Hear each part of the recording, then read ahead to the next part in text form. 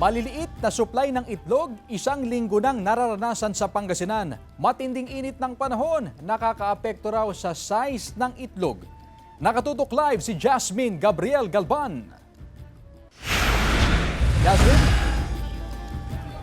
Chris, sa ngayon tuloy-tuloy ang monitoring ng SINAG sa presyo at supply ng itlog sa iba't ibang pamilihan sa probinsya ng Pangasinan.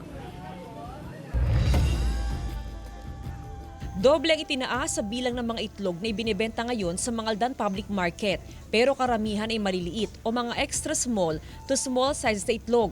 Hindi man daw araw-araw ang delivery ng mga itlog sa pamilihan. Pero sa tuwing may delivery ay sobra pa sa in-order ang dumarating na supply. Sa klima, mainit po kasi kaya parang madami po yung supply ng itlog ngayon. Paliwanag ng Samahang Industriya ng Agrikultura o SINAG, bahaging nararanasan ngayon ang oversupply ng itlog. Karamihan din sa mga egg produce ay maliliit bunsod ng mainit na panahon. Apektado rin kasi ng heat stress ang mga inahing manok kaya humihina ang pagkain, kaya maliliit ang itlog na kanilang napoproduce. Maliit yung itlog ngayon dahil sa hot weather natin.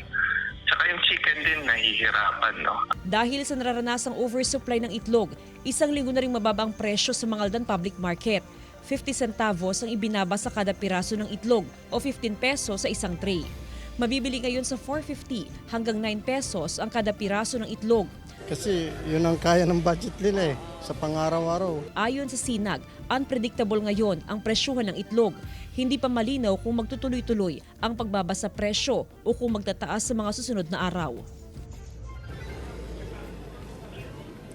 Chris, kagaya sa ibang pamilihan ay bumaba din ang presyo ng itlog dito sa Calasiao Public Market na ngayon ay nasa 6 pesos hanggang 10 pesos per piraso. At ayon sa mga negosyante ay tuloy-tuloy din daw ang pagdating ng delivery ng itlog sa iba't ibang mga stalls sa pamilihan. Inaasahan din daw yung possibility ng patuloy na pagbaba sa presyo ng itlog na posibleng umabot pa sa 4 pesos yung pinakamababang presyo ng kada piraso ng itlog.